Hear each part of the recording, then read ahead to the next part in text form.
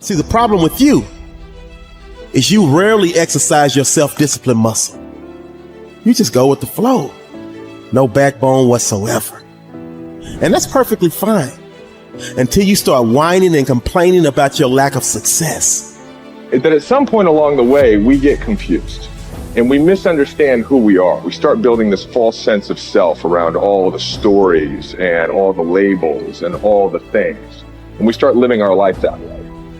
And we get confused about how life works, how we interact with life. And we start living much smaller than we really are. See, if you go through life holding back, and most of us do, most of us, if we ask ourselves, have we done all we can do? Most of us will have to answer, no, we haven't.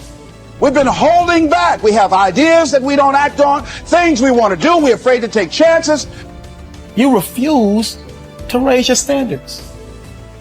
You refuse to push yourself. You refuse to give a little bit more, give a little bit extra. All that you have to do in order to start to pursue your dreams is take small actions every day that align your life in that direction. You have to be willing to be hungry enough to understand that if this is something that you are truly going after, then work has to be applied.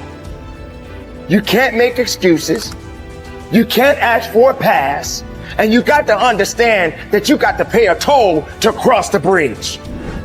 Whatever your answer is, you can do it right now, today, starting today, right? It's still possible. You can start doing that right now. It's empowering the present with the future.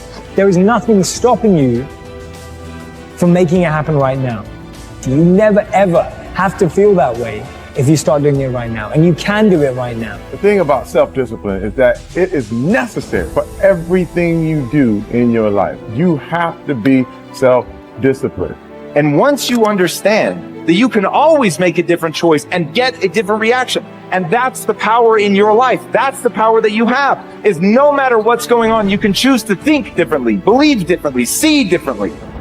All of those things are a choice. You have a why, you can survive almost any how. Once you begin to discover who you are, then you'll really realize how you have been given authority and dominion over everything on the face of the earth, including all the dimensions of your life.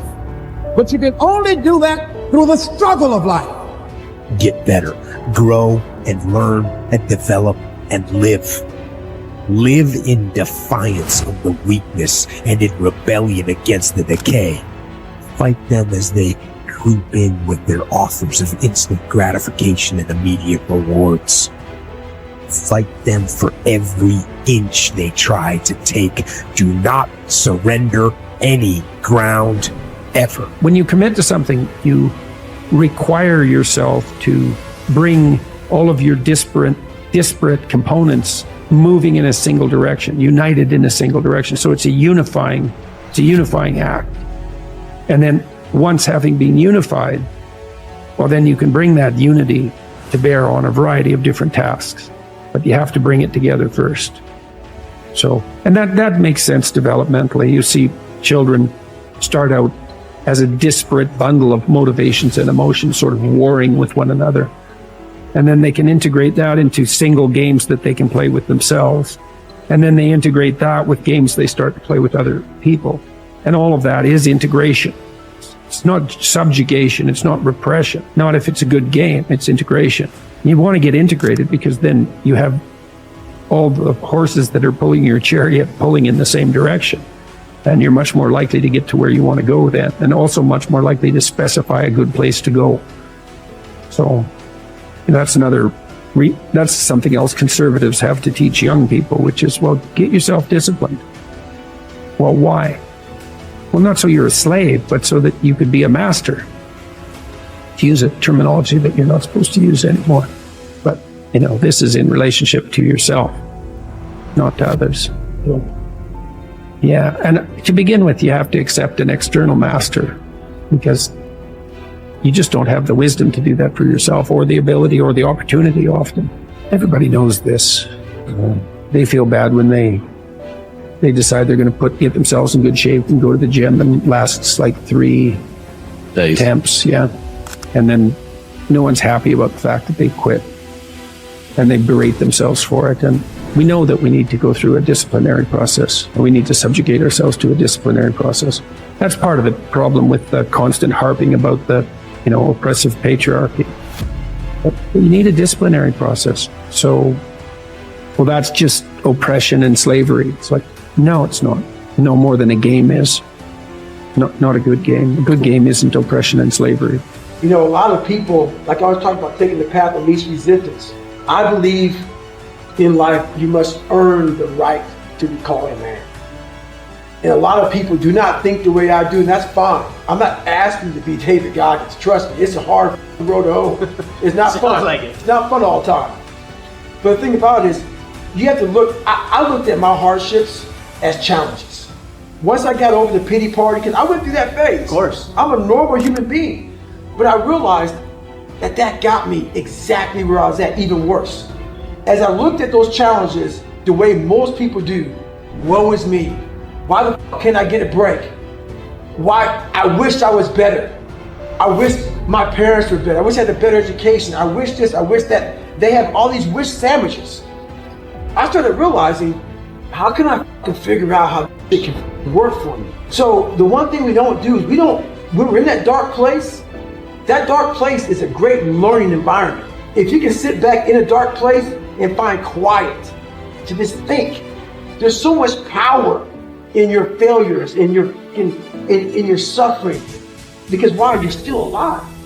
You're still here. So you gotta look at that shit. My God, man, this is power, man. Like, now I gotta flip it. How many men would be able to do what I'm about to do, what I'm about to try to do? Like, literally, what gave me strength was when I was at the worst of my worst. How many men would even fucking say they want to try to be a Navy SEAL? I'm at the worst spot of my life. Like, I can't even walk down the street, let alone run down the street. And I'm gonna now call a recruiter up and try to be a SEAL. There's a lot of power in that. But people don't see it there. They see, man, that's stupid. I had this voice in the back of my head that I kept on running. I was afraid of water. I was afraid of dealing with things that made me feel unaccepted. I didn't accept myself. So I kept on going towards things that I felt good. Let me go this way, because something kept on saying, you have it, man. You got it, man, but you're gonna have to fail a lot. But you have it. And like I said, that voice kept on haunting, because that voice kept on saying, if you face it, you realize it's not that bad. Persistence is self-discipline in action. Your ability to persist in the face of all setbacks and temporary failures is essential to success in life. Napoleon Hill said, persistence is to the character of man as carbon is to steel. The primary reason for success is persistence, and likewise the primary reason for failure is lack of persistence, quitting too soon. There is a direct link between self-discipline and self-esteem. Each time you discipline yourself to do what you should do, when you should do it, whether you feel like it or not, your self-esteem increases. This, why there is direct relationship between self-esteem and persistence. Each time you persist and force yourself to continue on, even when you feel like quitting, your self-esteem goes up. Each act of self-discipline strengthens every other act of self-discipline. Every act of persistence strengthens every other act of persistence. When you discipline yourself to persist over and over, you like and respect yourself more and more. You become stronger and more confident. Eventually, you become unstoppable. Persistence is its own reward. Every time you force yourself to persist on a task, whether it is large or small, you feel happier and better about yourself. When you go the extra mile and do more than you are paid for, or more than is expected, your self-esteem goes up. You feel more powerful and in greater control of your life. In your career, when you go the extra mile, you put yourself on the side of the angels. The primary difference between winners and losers in life is simple. Winners never quit, and quitters never win. Your ability to respond effectively to setbacks, your level of response, ability, is the measure of your readiness to succeed. When you experience a major setback or problem, you will feel temporarily stunned. This feeling is very much like a punch in the emotional solar plexus. You will be stopped for a few seconds or a few minutes. During this period, you will often feel discouraged or experience self-pity. You will say, "Why me?" However, it is not how far you fall that counts, but rather how high you bounce. Your aim is to bounce back as quickly as possible. Resilience in the face of unexpected reversals is vital to long-term success. Remember the warrior's creed. I will lay me down to bleed a while and then rise and fight again. Don't be surprised, shocked, or set back when things go wrong. Your best laid plans will often fall apart. Instead, expect disappointments and setbacks as a part of life. Take a deep breath, pick up the pieces, and continue onward.